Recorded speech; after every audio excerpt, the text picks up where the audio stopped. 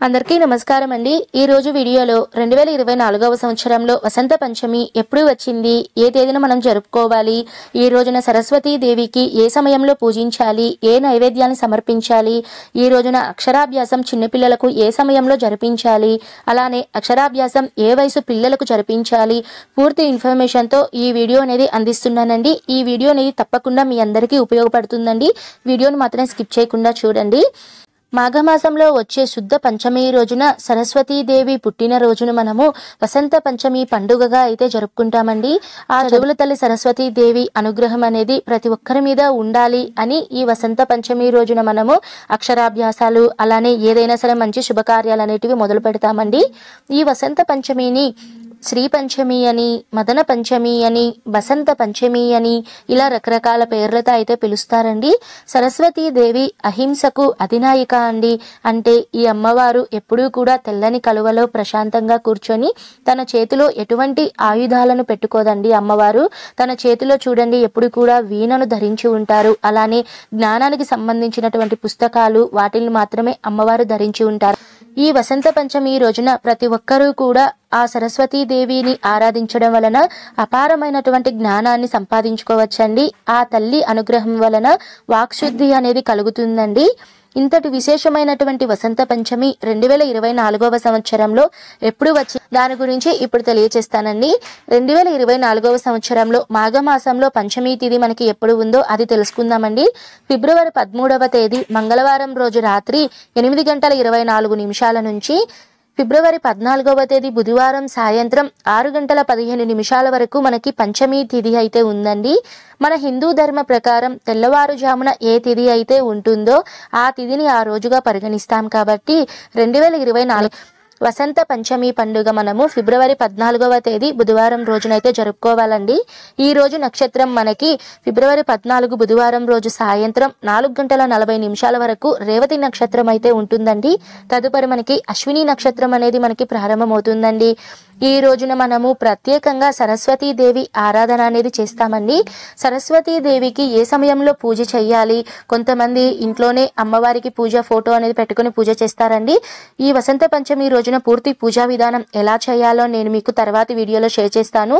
ఈ పూజా సమయం మాత్రం నేను ఇప్పుడు తెలియజేస్తానండి। మీరు పూజ చేయాలి అనుకున్న వాళ్ళు ఉదయం 5:30 నుంచి 11:52 వరకు టైం అయితే బాగుందండి। ఈ లోపల మీరు ఎప్పుడైనా కూడా మీరు సరస్వతీ దేవికి పూజ అనేది చేసుకోవచ్చండి।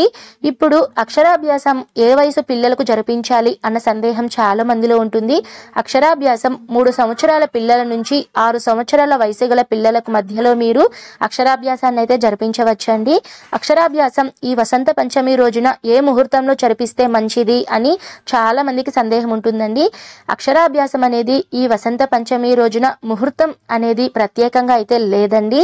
ఎందుకంటే ఈ పంచమి తిథి మొత్తం కూడా మనకి వర్జ్యం అనేది లేదు। మనకి ఈ 14వ తేదీన ఉదయం నుంచి సాయంత్రం 6:15 వరకు మనకి పంచమి తిథి ఉంది కాబట్టి ఈ పంచమి తిథి ఎప్పటి వరకు అయితే ఉంటుందో అప్పటి వరకు కూడా మీరు ప్రతి ఒక్కరూ కూడా ఎవరైతే అక్షరాభ్యాసం జరిపించాలి అని అనుకుంటున్నారో ప్రతి ఒక్కరూ కూడా మీరు ఏ సమయంలోనైనా సరే మీరు జరిపించుకోవచ్చండి।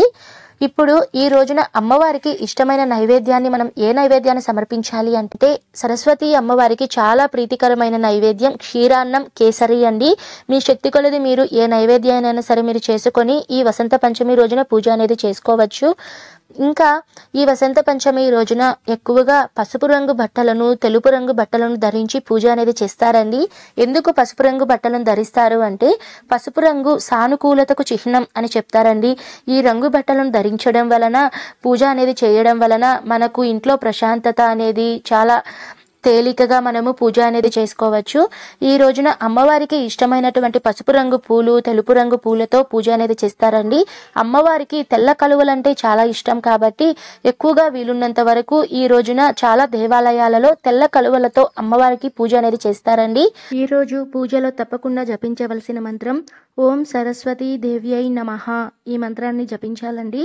లేదా ఓం ఐం శ్రీం సరస్వతీ దేవ్యై నమః ఈ మంత్రాన్నైనా పఠించాలి. మరొక ముఖ్యమైన విషయం అండి, అక్షరాభ్యాసం జరిపించాలి అనుకున్న వాళ్ళు మనము ఈ వసంత పంచమి రోజున పంచమి తిథి ఎప్పుడు ఉందో అప్పుడు జరిపించవచ్చండి.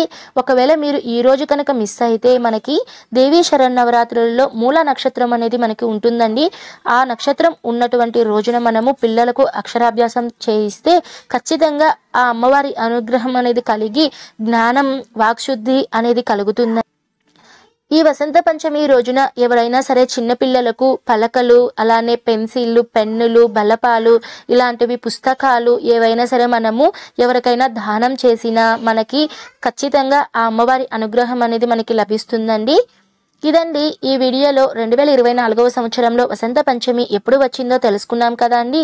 మరో వీడియోలో వసంత పంచమి రోజున సరస్వతీ దేవికి ఏ విధమైన పద్ధతిలో పూజ అనేది చేయాలి పూర్తి వివరాలతో నేను అందిస్తానండి.